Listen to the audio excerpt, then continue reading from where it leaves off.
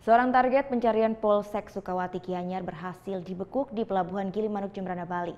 Tersangka mencoba membawa satu unit sepeda motor hasil penggelapan ke kampung halamannya di Lampung.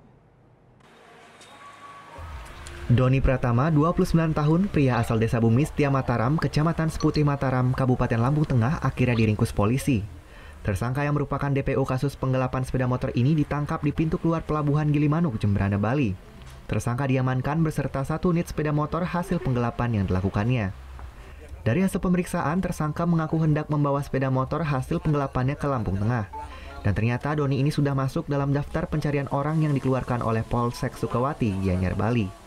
Modus operandi pelaku yakni dengan menyewa sepeda motor selama sehari, namun setelah seminggu sepeda motor tersebut tak kunjung dikembalikannya ke sang pemilik. Itu sementara mereka sudah karyawan di sana di sebuah perusahaan rental di Sukawati menjelaskan bahwa apabila kendaraan tersebut tidak sedang disewa, karyawan diberikan untuk meminjam. Namun demikian, karena meminjamnya ini rencana mereka ini keluar Bali, mungkin menjadi was-was bagi perusahaan. Namun tersangka Doni Pratama berkelit penggelapan sepeda motor tersebut. Tersangka mengaku hanya meminjam untuk pulang ke kampung halamannya.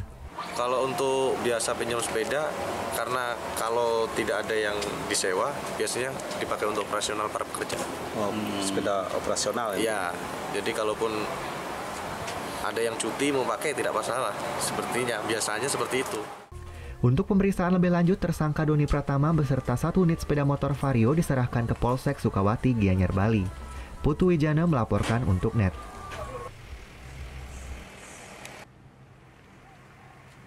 Oh yang beneran? Iya, oke. Tapi gue pernah. Nah, udah kan nonton beritanya? Jangan lupa di subscribe, di like, dan juga di komen ya akun YouTube dari Net Bali. Terima kasih udah subscribe. Yang belum, jangan sampai lupa. Di sebelah sini nih. Subscribe.